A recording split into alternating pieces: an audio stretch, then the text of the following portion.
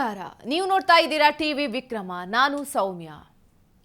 ವೀಕ್ಷಕರೇ, ನಮ್ಮ ರಾಜ್ಯದ ಶಿಕ್ಷಣ ಇಲಾಖೆ ಒಬ್ಬ ಅಯೋಗ್ಯ ಸಚಿವರ ಕೈಗೆ ಸಿಕ್ಕಿದ ಹಾಗಾಗಿದೆಯಾ? ಅಥವಾ ಲಕ್ಷಾಂತರ ವಿದ್ಯಾರ್ಥಿಗಳ ಶಿಕ್ಷಣ ಮತ್ತು ಭವಿಷ್ಯವನ್ನ ರಾಜ್ಯ ಶಿಕ್ಷಣ ಇಲಾಖೆ ತನ್ನ ಎಡವಟ್ಟು ನೀತಿಗಳಿಂದ, ಪರೀಕ್ಷಾ ರೀತಿಗಳಿಂದ ಹಾಳು ಮಾಡ್ತಾ ಇದೆಯಾ? ಮಧು ಬಂಗಾರಪ್ಪ ಎಂಬ ಅಶಿಕ್ಷಿತ ವ್ಯಕ್ತಿಯಿಂದ ನಮ್ಮ ರಾಜ್ಯದ ಶಿಕ್ಷಣ ವ್ಯವಸ್ಥೆ ಎಂಥ ದುರಂತ ಕಾಣ್ತಾ ಇದೆ ಅನ್ನೋದಕ್ಕೆ ಸಾಕ್ಷಿಯಾಗಿ ಈ ಬಾರಿಯ SSLC ರಿಸಲ್ಟ್ ನಮ್ಮ ಮುಂದೆ ಇದೆ. ಅದಕ್ಕಿಂತ ಆಘಾತ ಆಗ್ತಾ ಇರೋದು ರಿಸಲ್ಟ್ ಕುರಿತಾಗಿ ಕೊಡ್ತಾ ಇರೋ ಸಮಜಾಯಿಷಿ ಮತ್ತು ಹೇಳಿಕೆಗಳು. ವೀಕ್ಷಕರೇ, ಮೇ 9ನೇ ತಾರೀಕು ಈ ವರ್ಷದ SSLC ಪರೀಕ್ಷೆಯ ಫಲಿತಾಂಶ ಹೊರಬಿತ್ತು. ಅದೇ ದಿನ ಬಿಜೆಪಿ ಸಂಸದ ಬೆಂಗಳೂರು ದಕ್ಷಿಣ ಕ್ಷೇತ್ರದ ತೇಜಸ್ವಿ ಸೂರ್ಯ ಎಕ್ಸ್ ಖಾತೆಯಲ್ಲಿ ಒಂದು ಪೋಸ್ಟ್ ಹಾಕಿದ್ರು. Disastrous SSLC board exam result in Karnataka. Pass percentage at 54%. Drastic fall from 83.9% under Bommai. 78 schools record 0 pass percentage. To rise pass percentage, qualifying marks reduced from 35% to 25%. 2 lakh students get grace marks to rise pass percentage to 73%. Okay, ಕನ್ನಡದಲ್ಲಿ ಹೇಳ್ತೀನಿ. ಕರ್ನಾಟಕದ ಈ ಬಾರಿಯ SSLC result ನಿಜಕ್ಕೂ ದುರಂತಮಯವಾಗಿದೆ.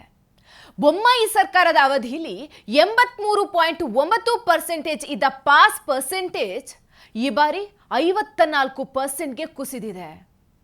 78 ಶಾಲೆಗಳಲ್ಲಿ 0 pass percentage ಅಂದ್ರೆ 78 ಶಾಲೆಗಳಲ್ಲಿ ಒಬ್ರು ಕೂಡ ಪಾಸ್ ಆಗಿಲ್ಲ. ಪಾಸ್ ಪರ್ಸೆಂಟೇಜ್ ಹೆಚ್ಚು ಮಾಡಬೇಕು ಅಂತ ಸರ್ಕಾರ 35% ಇದ್ದ ಮಿನಿಮಮ್ ಅಂಕವನ್ನ 25%ಗೆ ಇಳಿಸಿದೆ. ಆದ್ರೂ ರಿಸಲ್ಟ್ನಲ್ಲಿ ಕುಸಿತ. ಇನ್ನು 2 ಲಕ್ಷ ವಿದ್ಯಾರ್ಥಿಗಳಿಗೆ ಗ್ರೇಸ್ ಮಾರ್ಕ್ ಕೊಟ್ಟು ಪಾಸ್ ಮಾಡಿದ್ರು ಕೂಡ ಕೇವಲ 73% ಮಂದಿ ಪಾಸ್ ಆಗಿದ್ದಾರೆ. ಹೀಗಂತ ತೇಜಸ್ವಿ ಸೂರ್ಯ ಟ್ವೀಟ್ ಹಾಕಿದ್ರು. ಇದನ್ನು ನೋಡಿದಾಗ ಇಲ್ಲೂ ರಾಜಕೀಯ ಬೇಕಾ? ಬೊಮ್ಮಾಯಿ ಅವಧಿ ಜೊತೆ ಕಂಪೇರ್ ಮಾಡೋದರ ಔಚಿತ್ಯ ಏನು ಅಂತ ಅನಿಸ್ತು. ಆದರೆ ಒಂದು ಬಾರಿ ಡೀಟೇಲ್ ಆಗಿ SSLC ಫಲಿತಾಂಶದ ವರದಿಗಳನ್ನು ಓದಿದಾಗ ಎಸ್, ತೇಜಸ್ವಿ ಪ್ರಶ್ನೆಯಲ್ಲಿ ಸತ್ಯ ಇದೆ ಅಂತ ಅರ್ಥ ಆಯಿತು. ವೀಕ್ಷಕರೇ, ಮಾರ್ಚ್ ಮತ್ತು ಏಪ್ರಿಲ್ 2024ರಲ್ಲಿ ನಡೆದಂಥ SSLC ಪರೀಕ್ಷೆಯಲ್ಲಿ ಎಕ್ಸಾಮಿಗೆ ಕೂತದ್ದು 8,59,967 ವಿದ್ಯಾರ್ಥಿಗಳು. ಪಾಸ್ ಆಗಿದ್ದು 6,31,204 ವಿದ್ಯಾರ್ಥಿಗಳು ಮಾತ್ರ. ಅಂದ್ರೆ 73.4% ಮಂದಿ ಪಾಸ್ ಆಗಿದ್ದಾರೆ. ಬೊಮ್ಮಾಯಿ ಸರ್ಕಾರದ ಅವಧಿಯಲ್ಲಿ ಈ ಪಾಸ್ ಪರ್ಸೆಂಟೇಜ್ 83.9 ಇತ್ತು ಅಂತ ಹೇಳುತ್ತೆ ಅಂಕಿಅಂಶಗಳು. ಹೌದು, ಆ ಪ್ರಕಾರವಾಗಿ ನೋಡಿದ್ರೆ 10%ನಷ್ಟು ಕುಸಿತ ಆಗಿದೆ. ಫೈನ್, 10% ಆಚೆ ಈಚೆ ಆಗಿದೆ ಅಂತ ಒಪ್ಕೋಬಹುದಿತ್ತು. ಆದರೆ ಅಸಲಿ ವಿಷಯ ಏನಂದ್ರೆ ಕುಸಿತ ಆಗಿರೋದು 10% ಅಲ್ಲ, ಬರೋಬ್ಬರಿ 30%. ಹೌದು, ಈ ಬಾರಿಯ ರಿಯಲ್ ರಿಸಲ್ಟ್ ಉತ್ತೀರ್ಣತೆಯ ಪರ್ಸೆಂಟೇಜ್ ಕೇವಲ 53.4. ಅಂದ್ರೆ 100ಕ್ಕೆ ಬರೀ 53 ಮಂದಿ ಪಾಸ್, 47 ಮಂದಿ ಫೇಲ್. ಹಾಗಾದ್ರೆ ಈ ಬಾರಿ 73.4% ಏನು ಅಂತ ನೀವು ಕೇಳಬಹುದು. ಇದು ಸರ್ಕಾರ ಮತ್ತು ನಮ್ಮ ಶಿಕ್ಷಣ ಇಲಾಖೆಯ ಕೃಪಕಟಾಕ್ಷದಿಂದ ಬಂದಿರುವಂತಹ ಸಂಖ್ಯೆ. ಅಷ್ಟೊಂದು ವಿದ್ಯಾರ್ಥಿಗಳು ಫೇಲ್ ಆದ್ರೆ ಸರ್ಕಾರಕ್ಕೆ ಮುಜುಗರ ಆಗುತ್ತೆ. ಶಿಕ್ಷಣ ಇಲಾಖೆ ಛೀ ಥೂ ಅಂತ ಉಗಿಸ್ಕೊಳ್ಳುತ್ತೆ. ಮಧು ಬಂಗಾರಪ್ಪನ ತಲೆ ಮೇಲೆ ತೂಗುಗತ್ತಿ ಹರಿದಾಡತ್ತೆ ಅಂತ 53% ರಿಸಲ್ಟ್ ಅನ್ನ 73ಕ್ಕೆ ಏರಿಸಲಾಗಿದೆ. ಹೇಗೆ ಇದು? ಇದುವರೆಗೆ ಇದ್ದ 10% ಗ್ರೇಸ್ ಮಾರ್ಕ್ಸ್ ಅನ್ನ 20%ಗೆ ಏರಿಸಲಾಗುತ್ತೆ. ಅದೇ ರೀತಿ ಇಲ್ಲಿ ತನಕ ಹೇಗಿತ್ತು ಅಂದ್ರೆ ಯಾವುದಾದ್ರೂ 3 ಸಬ್ಜೆಕ್ಟ್ನಲ್ಲಿ ಪಾಸ್ ಮಾರ್ಕ್ಸ್ ತಗೊಂಡ್ರೆ ಸಾಕಿತ್ತು. ಟೋಟಲ್ ಅಂಕದ ಪರ್ಸೆಂಟೇಜ್ 35% ಇದ್ರೆ ಸಾಕಿತ್ತು, ಪಾಸ್ ಅಂತ ಮುಂದೆ ತಳ್ಳಲಾಗ್ತಾ ಇತ್ತು. ಆದರೆ ಈ ಬಾರಿ ವಿದ್ಯಾರ್ಥಿಗಳಿಗೆ ಇನ್ನೂ ಸಲೀಸ್ ಮಾಡಿಬಿಡ್ತು ಸರ್ಕಾರ. 35 ಬೇಡ, ಸರಾಸರಿ 25% ಮಾರ್ಕ್ಸ್ ತಗೊಂಡ್ರು ಸಾಕು ಅಂತ ಹೇಳ್ಬಿಡ್ತು. ಸೊ ವಿದ್ಯಾರ್ಥಿಗಳು ಯಾವುದಾದ್ರೂ 3 ಸಬ್ಜೆಕ್ಟ್ನಲ್ಲಿ 25ಕ್ಕಿಂತ ಹೆಚ್ಚು ಅಂಕ ತಗೊಂಡು ಟೋಟಲ್ 600ಕ್ಕೆ 125 ಮಾರ್ಕ್ಸ್ ತಗೊಂಡ್ರೆ ಸಾಕು, SSLC ಪಾಸ್. 125 ಕೂಡ ತಗೊಳ್ಳೇಬೇಕು ಅಂತ ಇಲ್ಲ. ಯಾಕಂದ್ರೆ 20% ಗ್ರೇಸ್ ಮಾರ್ಕ್ಸ್ ಕೂಡ ಕೊಡುತ್ತಲ್ವ ಸರ್ಕಾರ. ಸೊ ಇದರ ಅರ್ಥ ಏನು? ಎಕ್ಸಾಮ್ ಹಾಲ್ಗೆ ಹೋಗಿ ಕೂತು ಎದ್ದು ಬಂದ್ರೆ ಸಾಕು, ಕಾಟಾಚಾರಕ್ಕೆ ಒಂದು 10-15 ಅಂಕಗಳಿಗೆ ಉತ್ತರಿಸಿದ್ರೂ ಸಾಕು, ಮಿಕ್ಕಿದ್ದು ಮಧು ಬಂಗಾರಪ್ಪ ನೋಡ್ಕೋತಾರೆ. ಪಾಸ್ ಆಗೋದು ಇಷ್ಟು ಸುಲಭ ಮಾಡಿಬಿಡ್ತು ಈ ಸರ್ಕಾರ. ಆದ್ರೂ ಕೂಡ ಇಷ್ಟು ಸುಲಭದ ಸಿಸ್ಟಮ್ ಇದ್ರೂ ಕೂಡ ಬರೋಬ್ಬರಿ 2,28,000 ವಿದ್ಯಾರ್ಥಿಗಳು ಪಾಸ್ ಆಗೋದ್ರಲ್ಲಿ ವಿಫಲರಾಗ್ತಾರೆ. ಇದರ ಅರ್ಥ ಪರೀಕ್ಷೆ ಅಷ್ಟು ಕಷ್ಟ ಇತ್ತು ಅಂತನಾ? ನೋ. ಇಡೀ ವರ್ಷ ವಿದ್ಯಾರ್ಥಿಗಳನ್ನ ಪರೀಕ್ಷೆಗೆ ಗ್ರೂಮ್ ಮಾಡೋದ್ರಲ್ಲಿ ಶಿಕ್ಷಣ ಇಲಾಖೆ ಫೇಲ್ ಆಯಿತು ಅಂತ ಅರ್ಥ. ವೀಕ್ಷಕರೇ, ಮಧು ಬಂಗಾರಪ್ಪನಂತಹ ನೆಟ್ಟಗೆ ಕನ್ನಡ ಓದೋಕೆ ಬರ್ದೇ ಇರೋ, ಸರಿಯಾಗಿ PUC ಡಿಗ್ರಿ ಕೂಡ ಪಾಸ್ ಮಾಡದೇ ಇರೋ, ಡೌಟ್ ಇರೋ ವ್ಯಕ್ತಿ ಶಿಕ್ಷಣ ಸಚಿವ ಆದ್ರೆ ಏನ್ ತಾನೇ ನಿರೀಕ್ಷೆ ಮಾಡೋಕ್ ಸಾಧ್ಯ? ತನ್ನ ಮಗನಿಗೆ ತಾನು ಓದಿಸಿದ್ದಕ್ಕೆ 95% ಬಂತು ಅಂತ ವೇದಿಕೆಯಲ್ಲಿ ಪೋಸ್ಟ್ ಕೊಡೋ ಸಚಿವರಿಗೆ ರಾಜ್ಯದಲ್ಲಿ 2.25 ಲಕ್ಷ ವಿದ್ಯಾರ್ಥಿಗಳು ಈ ಬಾರಿ ಫೇಲ್ ಆಗೋದಕ್ಕೆ ಕಾರಣ ಯಾರು ಅಂತ ಕೇಳೇಬೇಕಲ್ವಾ? ಸಾವರ್ಕರ್ ಪಾಠವನ್ನ ಕಿತ್ತು ಬಿಸಾಕ್ತಿವಿ, ಸೂಲಿಬೆಲೆ ಕವನವನ್ನ ಹರಿದು ಬಿಸಾಕ್ತಿವಿ ಅನ್ನೋ ನೀಚ ಮನಸ್ಥಿತಿಯ ವ್ಯಕ್ತಿಯಿಂದ ಶಿಕ್ಷಣ ಮಟ್ಟ ಸುಧಾರಣೆಯನ್ನ ಹೇಗ್ ನಿರೀಕ್ಷೆ ಮಾಡಕ್ ಸಾಧ್ಯ? ಕಳೆದ 1 ವರ್ಷದಲ್ಲಿ ಶಿಕ್ಷಣ ಇಲಾಖೆಯಲ್ಲಿ ಯಾವ ಸುಧಾರಣೆ ಮಾಡಿದ್ದಾರೆ ಇವರು? ಸೇಡಿನ ರಾಜಕಾರಣದಿಂದ ಪಠ್ಯ ಪುಸ್ತಕದ ಬದಲಾವಣೆಗೆ ಹೋಗಿದ್ದು, ವಿದ್ಯಾರ್ಥಿಗಳನ್ನ ಗೊಂದಲದಲ್ಲಿ ಬೀಳಿಸಿದ್ದು ಬಿಟ್ರೆ ಮಧು ಬಂಗಾರಪ್ಪ ಮಾಡಿರೋ ಪಾಸಿಟಿವ್ ಕೆಲಸ ಏನು? ವಿದ್ಯಾರ್ಥಿಗಳ ಜೊತೆ ಕೂತು ಬಿಸಿ ಊಟ ಮೊಟ್ಟೆ ತಿಂದಿದ್ ಮಾತ್ರ. ಸುರೇಶ್ ಕುಮಾರ್ ಮತ್ತು ನಾಗೇಶ್ ಅವರಂತಹ ದಕ್ಷ ಸಚಿವರ ಕೈಲಿ ಶಿಕ್ಷಣ ಇಲಾಖೆ ಇದ್ದಾಗ ಹೇಗಿತ್ತು?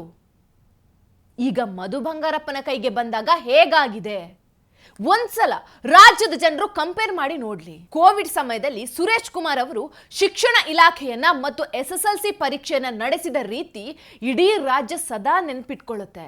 ಸುರೇಶ್ ಕುಮಾರ್ ಅವರು ವಿದ್ಯಾರ್ಥಿಗಳ ಜೊತೆ ಸಂವಹನ ನಡೆಸ್ತಾ ಇದ್ದದ್ದು, ಶಿಕ್ಷಕರ ಜೊತೆ ಮೀಟಿಂಗ್ಗಳನ್ನ ಮಾಡ್ತಾ ಇದ್ದದ್ದು ಎಲ್ಲವೂ ಫಲಪ್ರದವಾಗಿರ್ತಿತ್ತು, ವಿದ್ಯಾರ್ಥಿಗಳಲ್ಲಿ ಹುಮ್ಮಸ್ಸು ಮೂಡಿಸ್ತಿತ್ತು. ಜೊತೆಗೆ ಆ ಸಮಯದಲ್ಲಿ ಶಿಕ್ಷಣ ಇಲಾಖೆಯಲ್ಲಿ ಬಂದ ಸುಧಾರಣೆ ಕೂಡ ನಾವು ಗಮನಿಸಲೇಬೇಕು. ಆದ್ರೆ ಕಾಂಗ್ರೆಸ್ ಮತ್ತು ಮಧು ಬಂಗಾರಪ್ಪನ ಸೇಡಿನ ರಾಜಕೀಯಕ್ಕೆ ನಲುಗಿರೋದು ವಿದ್ಯಾರ್ಥಿಗಳ ಭವಿಷ್ಯ. ವೀಕ್ಷಕರೇ, ಯಾಕೆ ಈ ಬಾರಿ ರಿಸಲ್ಟ್ ಕುಸಿತ ಆಗಿದೆ ಅಂತ ಕೇಳಿದ್ರೆ ಶಿಕ್ಷಣ ಇಲಾಖೆಯ ಅಧಿಕಾರಿಗಳು ನೀಡಿರೋ ಉತ್ತರ ಏನ್ ಗೊತ್ತಾ?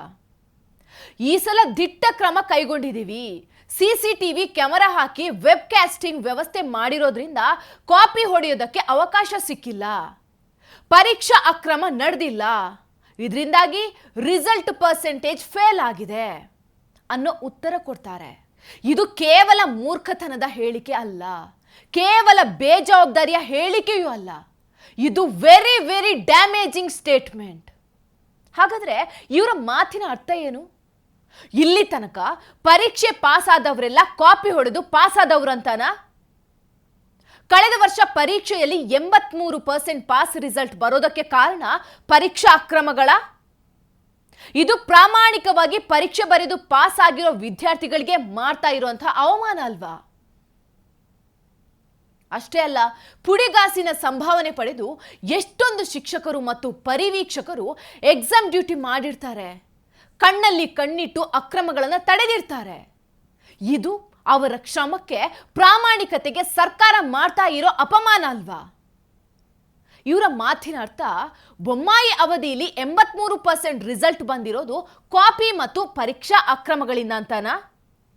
10% ಇರೋ ಗ್ರೇಸ್ ಮಾರ್ಕ್ಸ್ ಅನ್ನ 20ಕ್ಕೆ ಏರಿಸಿ ಸರಾಸರಿ ಅಂಕವನ್ನ 35ರಿಂದ 25ಕ್ಕೆ ಇಳಿಸಿ ಸುಮಾರು 2.5 ಲಕ್ಷ ವಿದ್ಯಾರ್ಥಿಗಳನ್ನ ಪಾಸ್ ಮಾಡಿರೋ ಕಾಂಗ್ರೆಸ್ ಸರ್ಕಾರ ಅಷ್ಟೆಲ್ಲ ಮಾಡಿದ್ರು ರಿಸಲ್ಟ್ ಅನ್ನ ಕಳೆದ ವರ್ಷದ ಲೆವೆಲ್ಗೆ ಎತ್ತೋದಕ್ಕೆ ಆಗಿಲ್ಲ ಅಂದ್ರೆ ಇದು ಶಿಕ್ಷಣ ಇಲಾಖೆಯ ಘೋರ ವೈಫಲ್ಯ.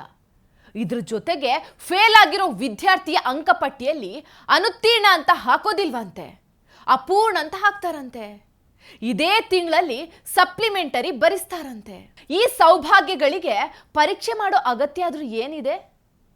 ನಿಮ್ಮ 5 ಗ್ಯಾರಂಟಿಗಳ ಜೊತೆಗೆ SSLC ಅಂಕಭಾಗ್ಯ ಅಂತ ಒಂದು ಸ್ಕೀಮ್ ಮಾಡಿ ಎಲ್ಲರಿಗೂ ಉಚಿತ 100 ಮಾರ್ಕ್ಸ್ ಕೊಟ್ಟುಬಿಡಿ. ಎಲೆಕ್ಷನ್ ಪ್ರೊಸೀಜರ್ಗಳು, ವ್ಯಾಲ್ಯೂಯೇಷನ್ ಇತ್ಯಾದಿ ಎಲ್ಲ ಉಳಿಯುತ್ತೆ. ಕಳೆದ 3-4 ವರ್ಷಗಳಲ್ಲಿ ಕೋವಿಡ್ ಪರಿಣಾಮಗಳಿಂದ ಎಜುಕೇಷನ್ ಸಿಸ್ಟಮ್ ಮೇಲೆ ಪರಿಣಾಮವಾಗಿತ್ತು ನಿಜ. ಆದರೆ ಅದನ್ನು ತುಂಬಾ ಜವಾಬ್ದಾರಿಯಿಂದ ಸರಿಯಾದ ದಾರಿಗೆ ಮರಳಿ ತಂದಿದ್ದು BJP ಸರ್ಕಾರದ ಎಜುಕೇಷನ್ ಮಿನಿಸ್ಟರ್ಗಳು. ಆದರೆ ಈ ಬಾರಿ ಅಂಥ ಯಾವ ಸವಾಲು ಇರಲಿಲ್ಲ. ಆದರೂ ಕೂಡ ಶಿಕ್ಷಣ ವ್ಯವಸ್ಥೆಯನ್ನ ಹಾಳುಗೆಡವಿದರೆ ಕಾಂಗ್ರೆಸ್ ಮತ್ತು ಮಧು ಬಂಗಾರಪ್ಪ. ವಿದ್ಯಾರ್ಥಿಗಳ ಭವಿಷ್ಯದ ಜೊತೆ ಚೆಲ್ಲಾಟ ಆಡಿರೋದಕ್ಕೆ, SSLC ಪರೀಕ್ಷಾ ವ್ಯವಸ್ಥೆಯನ್ನ ಹಾಳು ಮಾಡಿದ್ದಕ್ಕೆ ಕಾಂಗ್ರೆಸ್ ಮತ್ತು ಮಧು ಬಂಗಾರಪ್ಪ ಅವರಿಗೆ ಖಂಡಿತ ಕ್ಷಮೆ ಇಲ್ಲ. ಟಿವಿ ವಿಕ್ರಮ, ದೇಶ ನಿಮ್ಮ ಕೈಯಲ್ಲಿ. ಈ ಕಾರ್ಯಕ್ರಮ ನಿಮಗೆ ಇಷ್ಟ ಆಗಿದ್ದಲ್ಲಿ ಲೈಕ್, ಶೇರ್ ಹಾಗೂ ಕಮೆಂಟ್ ಮಾಡಿ. ಟಿವಿ ವಿಕ್ರಮದ ಕಾರ್ಯಕ್ರಮಗಳನ್ನು ನಿರಂತರವಾಗಿ ವೀಕ್ಷಿಸಲು ಸಬ್ಸ್ಕ್ರೈಬ್ ಮಾಡಿ, ಬೆಲ್ ಐಕನ್ ಒತ್ತಿ.